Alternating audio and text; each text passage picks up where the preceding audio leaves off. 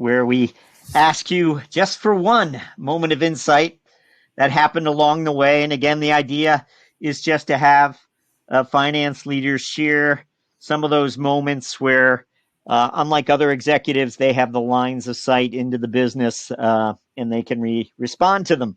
What would you share with us as far as a finance strategic moment?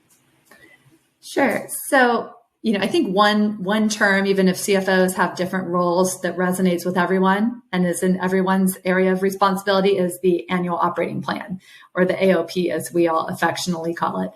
When I was at Mattel in corporate FP&A, I participated in that and helped lead it for 3 years. And I saw 3 different approaches: the tops down, the bottoms up, and let's call it a bit of a hybrid with driving some alignment across the brand and the commercial teams up front. Now, in my experience, neither is perfect, neither tops down nor bottoms up. They both fall short. On one hand, you risk creating unrealistic expectations. People don't feel bought in. They don't feel like they've had an opportunity to have a voice, in their, what they need as resources and investments and planning. And on the other, you see submissions that may have a bit more cushion, might not be as efficient. And also people are submitting a bit in silos without that unifying vision. And so that leads to, wasteful planning and misalignment. So that shaped my approach at ChromaDex. And I tend to take a hybrid approach, tops down, bottoms up.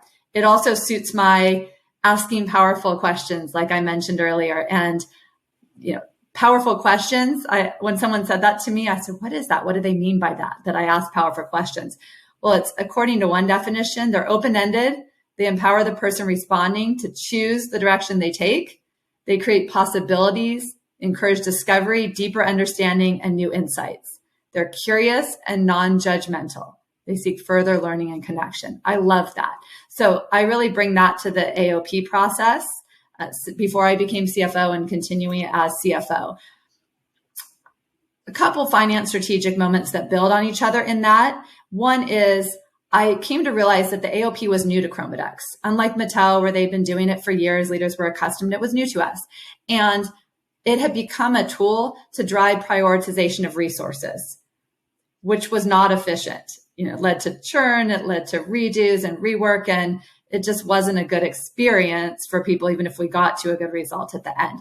So in partnership with the CEO and our head of HR and the leadership team, we dialed in our goals for the year and building to the next year in objectives and key results, and then ensure that the AOP submissions just very much laddered up and aligned to those. So that was an important step, and it got us closer. That clarity was good, but it wasn't the whole puzzle. So one aha moment or finance strategic insight was decided to take the numbers, present scenarios, and actually translate the numbers into words. What are these scenarios telling us? What do you need to believe? What's included? What's not included?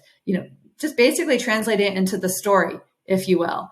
And that storytelling was my finance strategic moment, because I realized, of course, I know the numbers. I would think every CFO knows the numbers. Their teams know the numbers. You can speak to them and you're accurate. But it's really that storytelling that you can get people to buy in to what they mean. And do they agree with them? Do they not? Are we missing something?